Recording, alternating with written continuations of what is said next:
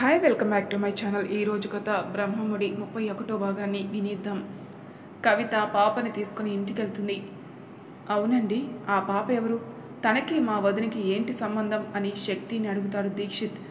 చెప్పండి sir please. తనెవరో కాదు, మా అన్నయ్య భార్య.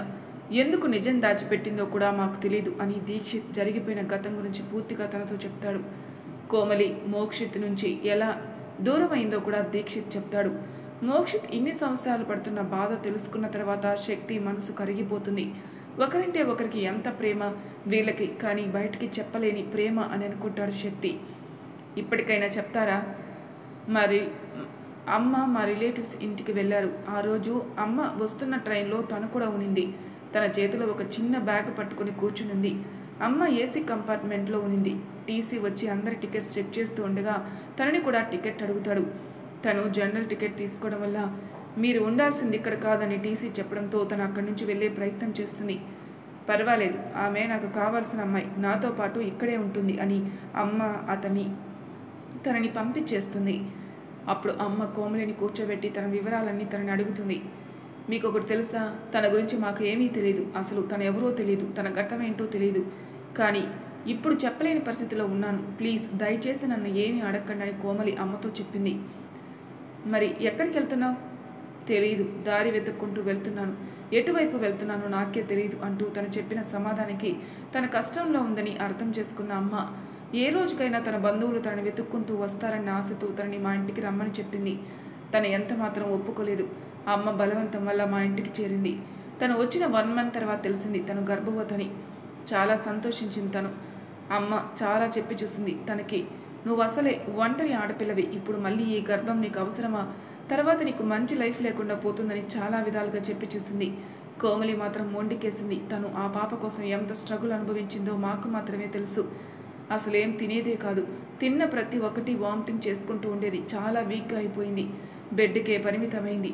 డాక్టర్ కూడా తనకి సజెషన్ చేశారు, నువ్వు చాలా వీక్గా ఉన్నావు, ఇప్పటికే బేబీ ఫుడ్ సరిగ్గా అందక తనలో గ్రోత్ కనిపించడం లేదని. యాజ్ ఏ డాక్టర్గా నేను నీకు సజెషన్ ఇవ్వకూడదు, ఇంత రిస్క్ చేయడం అవసరమా అని డాక్టర్ కూడా తనకి నచ్చచెప్పే ప్రయత్నం చేసింది.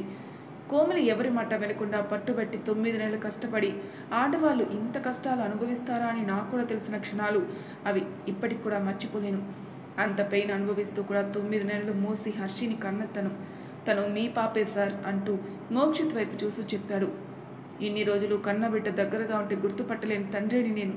హర్షిని తను పెంచుకుంటుందనుకున్నాను. కనీసం ఒక తండ్రిగా తన దగ్గర తీసుకున్న క్షణం కూడా లేదు. ఇందులో మీ తప్పు లేదు. మీకు నిజం తెలియదు కాబట్టి ఇలా చేయాల్సి వచ్చింది. అందులో కవిత కూడా మీతో ఏం చెప్పిందో నాకు తెలుసు. ఎందుకంటే కోమలి మీకు పెళ్ళయింది అనుకుంటుంది, అందుకోసమే అలా చెప్పమని చెప్పింది. తప్పనిస్తే తను కావాలని చెప్పలేదు. కోమలి చాలా మంచి అమ్మాయి సార్. ప్రతి ఒక్కరిని చాలా బాగా అర్థం చేసుకుంటుంది. మా పెద్దమ్మ ఇంటికి వచ్చినప్పుడు కోమలిని చూసి ఈ అమ్మాయిని ఇక్కడే ఉంచుకుంటే రేపు శక్తికి పిల్లని ఇవ్వడానికి అందరూ ఆలోచిస్తారని పెద్దమ్మ అనడంతో ఆ ఒక్క మాటకి తను మా ఇంట్లో ఉండకుండా వేరేగా ఉంటుంది. 1 year బేబీ నుంచి సొంతంగా తనను చూసుకుంటుంది. మా స్కూల్లో వర్క్ చేస్తూ జీతం మాత్రమే తీసుకుంటుంది. ₹1 కూడా పక్కన వాళ్ళ నుంచి ఆశించదు తను. తన గురించి ఎంత చెప్పినా తక్కువే అవుతుంది. మీరు అదృష్టవంతులని చెప్పలేను. మీలాంటి భర్త దొరికినందుకు తను కూడా అదృష్టవంతురాలే అని చెప్తాడు శక్తి. తనకి ఎంత ఆలోచించినా ఏమీ గుర్తుకు రావట్లేదు. అంటే నేను తనని అనుకుంటూ కోమలి వెళ్ళిపోయిన ముందు రోజు ఏం జరిగిందో అని ఆలోచిస్తూ ఉంటాడు. తన 2 చేతులు మోకాళ్ళ మీద అనిచి తన కొనుబొమ్మల వద్ద బొటని వేలు ఉంచుకుని ఆలోచించే ప్రయత్నం చేస్తూ ఉంటాడు. అలా 1/2 hour తర్వాత ఒక్కొక్కటిగా తన కళ్ళ ముందు కదలాడుతుంది. ఆ రోజు తనతో ఎలా బిహేవ్ చేస్తాడు, వాళ్ళిద్దరి కలయిక, అప్పుడు కోమలి పడుతున్న బాధ తన కళ్ళ ముందు స్పష్టంగా కదలాడుతూ ఉంది. ఒక్కసారిగా కళ్ళు తెరిచి తన గదిలోకి వెళ్తాడు. అప్పటికే కోమలి అలాగే ఉంది. తనలో కొంచెం కూడా మార్పు లేదు.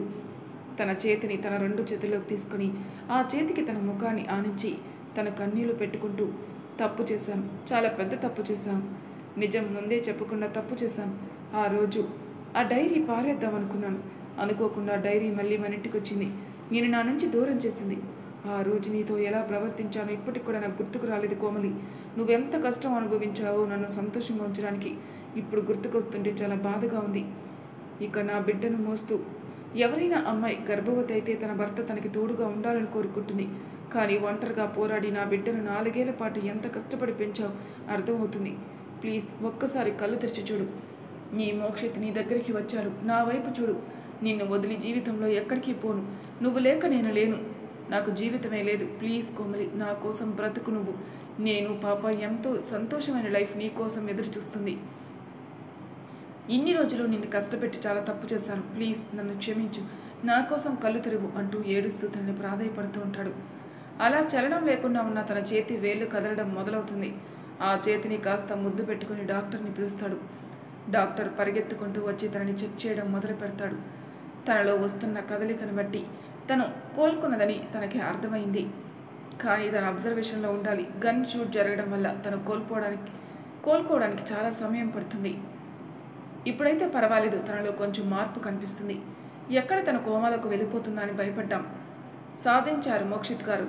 She is perfectly all right. But జరిగిపోయిన విషయాలు తనతో మాట్లాడకండి.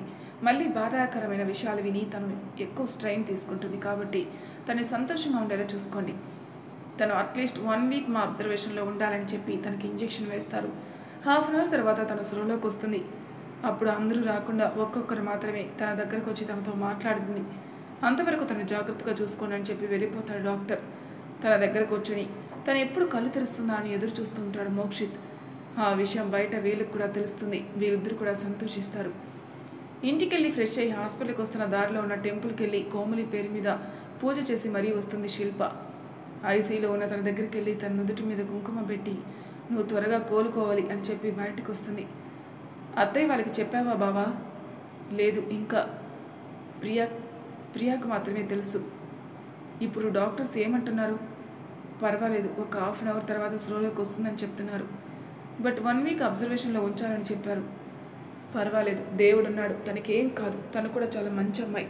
అలాంటి అమ్మాయిని ఎందుకు తీసుకుని వెళ్తారు చెప్పు? సంతోషంగా ఉండాలి అంటూ కన్నీళ్లు పెట్టుకుంటూ చెప్తుంది.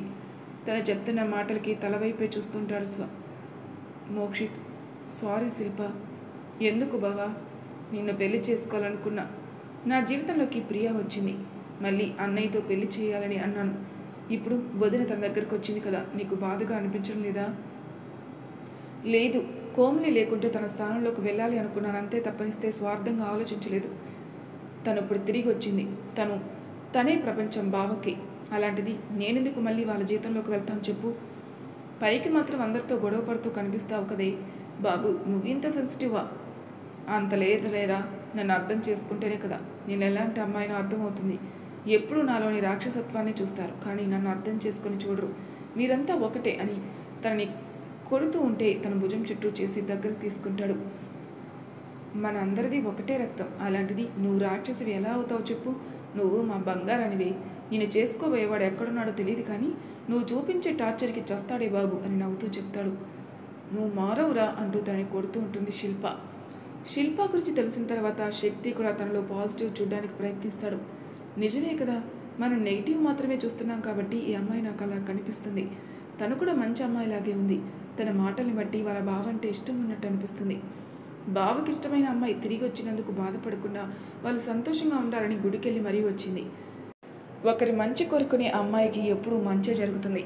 ఇక మనం కూడా తనతో మంచిగా ఉంటే బాగుంటుంది అని అనుకుంటాడు శక్తి. శిల్ప బిహేవియర్ చూసి తను ఇష్టపడడం మొదలు పెడతాడా శక్తి? కోమలి ఎప్పుడప్పుడు కళ్ళు తెరుస్తుందా అని తన కోసం చూస్తూ ఉన్నాడు మోక్షిత్. ఇంతలోపు తనకి ఫోన్ కాల్ వస్తుంది. సబ్ ఇన్స్పెక్టర్ తనకి కాల్ చేస్తాడు. సార్, మీరు చెప్పిన డీటెయిల్స్ ప్రకారం మేము అతను ఎవరో కనుక్కున్నాం. తన్ని అరెస్ట్ చేసి జైలుకి తీసుకుని వచ్చాను. తను ఎవరో కాదు సార్, ఇంతకుముందు మీరు డీల్ చేసిన కేసులో నిందితుడు. ఇతను బెయిల్ మీద 2 డేస్ బ్యాకే వచ్చాడు. మీ మీద పగబెట్టి మిమ్మల్ని చంపాలనుకుంటున్నాడు. ఏంటి, ఆ దుబాయ్ పర్సన్ ఇంట్లో దొంగతనం జరిగింది కదా, అతనేనా? అవును సార్. మరి మీరు తన్ని పట్టుకున్నారని, అందరి ముందు పరుగు పోయిందని ఇలా మిమ్మల్ని చంపే ప్రయత్నం చేస్తాడు. బై మిస్టేక్ అది మేడం గారికి తగిలింది. తనని మేము హ్యాండిల్ చేస్తాం. అక్కడ మీరు మేడం గారిని జాగ్రత్తగా చూసుకోండి అని చెప్తాడు. ఓకే, నేను హెడ్ ఆఫీస్తో మాట్లాడతాను. నేను 1 వీక్ లీవ్ తీసుకుంటున్నాను. ఈ లోపల వాడికి మన పద్ధతిలో ట్రీట్మెంట్ మొదలు పెట్టండి. నేను వచ్చే వరకు ప్రాణాలతో ఉండాలి, కానీ బాధ ఎలా ఉంటుందో వాడికి తెలియాలి అని తనతో మాట్లాడుతూ ఉంటాడు. అప్పుడే కళ్ళు తెలుస్తుంది కోమలి. మసకగా కనిపిస్తుంది తనకి. కళ్ళు మళ్ళీ గట్టిగా మూసి తెరుస్తుంది. అప్పుడు ఆ రూమ్ మొత్తాన్ని ఒకసారి తన కళ్ళతో చుట్టేస్తుంది. మోక్షిత్ కోసం తన కళ్ళు వెతుకుతూ ఉన్నాయి. మోక్షిత్ ఫోన్ మాట్లాడుతూ కిటికీ దగ్గర నిల్చొని ఉంటాడు. ఆ విండో తన బెడ్కి బ్యాక్ సైడ్ ఉండడం వల్ల మోక్షిత్ తనకు కనిపించడు. తన కోసం తన చూపు వెతుకుతూ ఉంది. ఎందుకంటే నిజం తెలుసుకుని భర్తకి దగ్గర అవ్వాలనుకుంది. కానీ అదే సిచ్యువేషన్లో తన హాస్పిటల్లో చేరాల్సి వచ్చింది. అలాంటి అమ్మాయి చూపు అతని కోసం వెతుకుతూ ఉంటుంది కదా. అప్పుడే ఫోన్ మాట్లాడి కాల్ కట్ చేసి తనకెదురుగా ఉన్న సోఫాలో కూర్చుంటాడు మోక్షిత్ ఫోన్ వైపు చూస్తూ. అప్పుడే కోమలి తల పక్కకి తిప్పి తన వైపు చూస్తుంది. తను చూసిన వెంటనే తన కళ్ళు సంతోషంతో వెలిగిపోతాయి. బహుశా 3 రోజుల తర్వాత తను కోలుకుంది కాబట్టి. ఈ లోపల ఏమీ తిన్నట్టు లేడు. చాలా నీరసంగా కనిపిస్తుంది ఆ ముఖం. లైట్గా గడ్డం కూడా పెరిగి ఉంటుంది.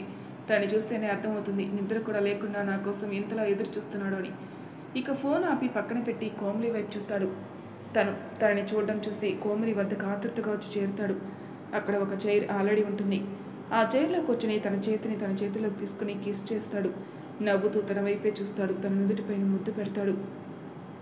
తెలియకుండానే తన కళ్ళల్లో నుంచి కన్నీళ్లు వర్షిస్తూ ఉంటాయి. తనతో ఏం మాట్లాడు. ఎన్నో మాటలు ఎన్నో ఊసులు తనతో చెప్పాలి అనుకున్న మోక్షిత్కి నోటి నుంచి మాట రావడం లేదు. కొంత సమయం తర్వాత నన్ను క్షమిస్తావా అని తను మాట్లాడిన మొదటి మాట. తప్పు చేశాను. నేను చేసిన తప్పు వల్ల 5 ఏళ్ళు నాకు దూరం అయ్యావు. నేనెంత నరకం అనుభవించానో దానికంటే 2 రెట్లు నువ్వు నరకం అనుభవించావు. నాకు దూరంగా వెళ్ళిపోయావు. నన్ను ఒక్కసారి కూడా చూడాలని నీకు అనిపించలేదా అని తన కళ్ళల్లోకి కళ్ళు పెట్టి చూస్తూ అడుగుతాడు. తన చేతిలో తన ఆక్సిజన్ మాస్క్ని తొలగిస్తుంది. నవ్వుతూ తన వైపే చూస్తుంది. నవ్వకు. నేను చాలా ప్రశ్నలు అడగాలి. ఎంత ధైర్యం ఉంటే నన్ను వదిలి వెళ్ళిపోతావు చెప్పు. ఇన్ని సంవత్సరాల తర్వాత మళ్ళీ నేను నీకు కనిపించాను కదా. అప్పుడైనా నాతో నిజం చెప్పావా? లేదు. నువ్వు చాలా మంచి అమ్మాయి అనుకున్నాను. చాలా సెన్సిటివ్. కానీ ఇంత మొండి అమ్మాయివని నాకు అస్సలు తెలీదు అంటూ తనతో మాట్లాడకుండా ముఖం పక్కకు తిప్పుకుంటాడు. అప్పుడే దీక్షిత్ లోపలికి వస్తాడు. ఏంటి వదినా, నీకు మెలకువ వచ్చిందా? ఏంటన్నయ్య, స్లోలోకి వచ్చిన వెంటనే నీ ప్రశ్నల వర్షం కురిపిస్తున్నట్టు కనిపిస్తుంది. కాస్త ఆగరా. ప్రతిదానికి సమయం సందర్భం అనేది వస్తాయి. అప్పుడే మీ కిల్లి గజ్జాలు పెట్టుకోండి. అప్పుడు ఎంతసేపు కావాలంటే అంతసేపు గొడవ పడండి. ఇప్పుడు ఎందుకంత ఆవేశం నీకు? డాక్టర్ ఒక్కొక్కరిని మాత్రమే లోపలికి వెళ్ళమన్నారు కాబట్టి మనం కాస్త బయటికి వెళ్తే శక్తి గారు అలాగే శిల్ప కూడా లోపలికి వస్తారు. పద అని తనకి ఇష్టం లేకపోయినా తన చేయి పట్టుకొని తనని బయటికి తీసుకుని వెళ్తాడు. తర్వాత శక్తి వచ్చి చూస్తాడు. తనతో పాటు శిల్ప కూడా వస్తుంది. ఎలా ఉన్నావు కోమలి? ఇప్పుడు ఎలా ఉంది నీకు అని అడుగుతుంది శిల్ప. ఇప్పుడు అడగాల్సిన ప్రశ్న అది కాదు. జస్ట్ మనం చూసి వెళ్ళాలి. ఇప్పుడు ఎలా ఉందని అడిగితే ఎలా చెప్తుంది తను? తన హెల్త్ కండిషన్ చూస్తూనే ఉన్నావు కదా. ఇప్పుడు ఏం మాట్లాడో కూడా తెలియదా నీకు అంటూ కోపంగా తన వైపే చూస్తాడు శక్తి. నిన్ను చాలా సంవత్సరాల తర్వాత చూస్తున్నాను. నువ్వు ఎలా ఉన్నావు అంటూ తనని ఆప్యాయంగా పలకరిస్తుంది కోమలి తన చేతిని పట్టుకుని. ఇదే కదా నీలో ఉన్న మంచితనం. అది ఎప్పటికీ మాసిపోదు కోమలి అనగాని మంచితనం ముందు మనకి గుర్తుకొస్తుంది. అది కూడా తెలియదా నీకు? ఏంటండి, చూస్తూ ఉంటే నన్నే టార్గెట్ చేసినట్టు అనిపిస్తుంది. మీరు నేను మాట్లాడిన తర్వాత మీరు మాట్లాడండి, అంతేకాని నేను మాట్లాడుతున్న వాటిలో మీరు ఎంటర్ కాకండి. ఏవైనా ఉంటే ఆఫీస్లో చూసుకుందాం. బయట నాకు స్వాతంత్ర్యం ఉంది, అది ఆల్రెడీ మీకు చెప్పాను అని శిల్ప అంటుంది. స్వాతంత్రం అంటున్నావు. అందరికీ స్వాతంత్రం ఉంది కదా. నీ స్వాతంత్రాన్ని మాత్రం బ్రిటిష్ వాళ్ళు తీసుకుని వెళ్ళిపోయారా ఏంటి? ఇప్పటి వరకు ఫ్రీడమ్ లేకుండా బ్రతుకుతున్నావా? అవును, మా ఆఫీస్లో ఉన్నాడులే ఒక టార్చర్ గాడు. అతను పెట్టే టార్చర్తో నాకు ఫ్రీడమ్ ఉందా అన్న సంగతి కూడా మర్చిపోయాను. మరి అలాంటప్పుడు ఫ్రీడమ్ గురించి నేను ఎలా చెప్తాను చెప్పండి? ఏంటి ఎక్కువ మాట్లాడుతున్నావు? అగ్రిమెంట్ గురించి మర్చిపోయినట్టున్నావు. కాస్త ఒళ్ళు దగ్గర పెట్టుకొని మాట్లాడు నాతో ఏమైనా మాట్లాడాలంటే. ఇంతవరకు ఏ అమ్మాయితో కూడా నేను ఇలా మాట్లాడిందే లేదు. మొదటిసారి నీతో మాట్లాడుతున్నాను. ఎంత పొగరుగా సమాధానం చెప్తావు నువ్వు? చూసావా కోమలి, ఈ రాక్షసు చూడు ఎలా చెప్తున్నాడు. నన్ను ఆఫీస్లో చంపేస్తున్నాడు టార్చర్ పెట్టి. మళ్ళీ ఈయన చాలా పద్ధతైన అబ్బాయి అట. ఎవరైనా ఈ విషయం గురించి నవ్వుకోరు చెప్తే. నిజమే శక్తి గారు, ఏ అమ్మాయితో కూడా మాట్లాడినట్టు నేను ఇంతవరకు చూడలేదు. అలాంటిది మీతో ఇంతలా గొడవ పడుతున్నారంటే ఏదో జరిగి ఉంటుంది. అది అలా చెప్పు కోమలి. నేను అమ్మాయిలకి చాలా రెస్పెక్ట్ ఇస్తాను. అలాంటిది నీకు రెస్పెక్ట్ ఇవ్వట్లేదంటే అర్థం ఏంటి? నువ్వు నాతో మాట్లాడే విధానాన్ని బట్టే ఉంటుంది, అంతే కదా. ఏంటి శక్తి గారు, ఊరుకుంటుంటే చాలా ఎక్కువ చేస్తున్నారు అంటూ తన పైకి ఉరకలు వేస్తుంది. ఏంటమ్మా మీరు పేషెంట్ని చూడడానికి వచ్చారా లేక గొడవ పడడానికి వచ్చారా? గొడవ పడాలనుకుంటే బయటికి వెళ్ళిపడండి. ఇలా పేషెంట్ని డిస్టర్బ్ చేస్తూ కాదు. కాస్తైనా కామన్ సెన్స్ ఉండాలి. ఇద్దరు ఎడ్యుకేషన్ పర్సన్లా కనిపిస్తున్నారు. ఆ మాత్రం తెలియదా మీకు పేషెంట్ ముందు ఎలా ఉండాలో అని? ముందు మీరు బయటికి వెళ్ళండి. అసలు మిమ్మల్ని లోపలికి పంపించిన వ్యక్తులు ఎవరు అంటూ మండిపడుతుంది అక్కడున్న సిస్టర్. నీలాంటి శనిగ్రహాన్ని పక్కన పెట్టుకుంటే ప్రతి ఒక్కరి నోట్లో నుంచి తిట్లు వినాల్సి వస్తుంది అంటూ తిట్టుకుంటూ వెళ్ళిపోతాడు శక్తి. దరిద్రం పోయింది అంటూ పక్కనే ఉన్న చైర్లో కూర్చుంటుంది శిల్ప. నీకొకటి చెప్పనా, శక్తి గారు చాలా మంచివారు. నాకు ఆయన దాదాపు 5 ఏళ్ళ నుంచి తెలుసు. ఏ అమ్మాయితో కూడా మిస్బిహేవ్ చేసింది ఇంతవరకు చూడలేదు. అసలు అమ్మాయిలతో మాట్లాడింది కూడా వినలేదు. మొదటిసారి మీతో ఆయన గొడవ పడ్డం చూస్తున్నాను. నువ్వు తప్పుగా అర్థం చేసుకున్నావు శిల్ప. ఆయన్ని అర్థం చేసుకుంటే తెలుస్తుంది ఆయనలో ఉన్న మంచితనం. ఆయనకి మంచితనం ఉంది అని నువ్వు అనుకుంటున్నావా? అలా లేకుంటే నేను ఇన్ని రోజులు బ్రతికుంటానో చెప్పు. మేడం, నాకు ఆశ్రమం కల్పించింది. అదే ఇంట్లో వాళ్ళు తిరస్కరిస్తే ఆమె మాత్రమే ఏం చేస్తుంది? నన్ను కూడా బయటకు పంపించేది కదా. కానీ ప్రతి ఒక్కరు నన్ను ఎంత ఆప్యాయంగా చూశారో నాకు తెలుసు. మా పాపకు ఒక తండ్రిగా మారి ఎంతో బాధ్యతగా చూసిన వ్యక్తి శక్తి గారు. ఆయన గురించి ఎంత చెప్పినా తక్కువే అవుతుందేమో.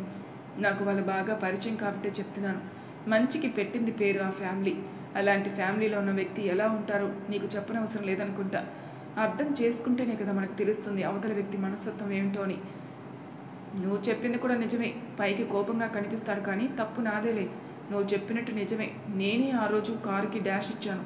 మళ్ళీ తిరిగి ఆయన మీదే ఫైర్ అయ్యాను. అలాంటప్పుడు ఆయనకి నా మీద కోపం రావడం తప్పలేదు కదా అని జరిగింది మొత్తం తనతో చెప్తుంది. కోమలి ఆశ్చర్యంగా తన వైపే చూస్తుంది. ఎందుకు అలా చూస్తున్నావు? తప్పు నీ దగ్గర పెట్టుకుని ఆయన నిందిస్తున్నావు చూడు. అయినా కానీ నీ అల్లరి భరిస్తూ ఉన్నారంటే నీ అల్లరి ఆయన కూడా ఎంజాయ్ చేస్తున్నారేమో. క్యారీ ఆన్ అని నవ్వుతూ చెప్తుంది కోమలి. నేను తనతో ఉండొచ్చా, లేకుంటే నువ్వే ఇక్కడ ఉండిపోతావా? అయ్యో బావా, నేనేం నీ భార్యని తీసుకుని వెళ్ళట్లేనులే బాబు. నువ్వే వచ్చి కూర్చో, నేనే వెళ్ళిపోతాను అంటూ వెళ్ళిపోతుంది శిల్ప. మరి కోమలి చెప్పిన మాటల గురించి ఆలోచిస్తుందా శిల్ప? ఏం జరుగుతుందో నెక్స్ట్ ఎపిసోడ్లో తెలుసుకుందాం. అంతవరకు నా ఛానల్ సబ్స్క్రైబ్ చేయని వాళ్ళు ప్లీజ్ సబ్స్క్రైబ్ చేసుకోండి, లైక్ చేసి షేర్ చేయండి. మీ అభిప్రాయాలు నాకు కామెంట్ రూపంలో తెలియజేయండి. Thank you for listening.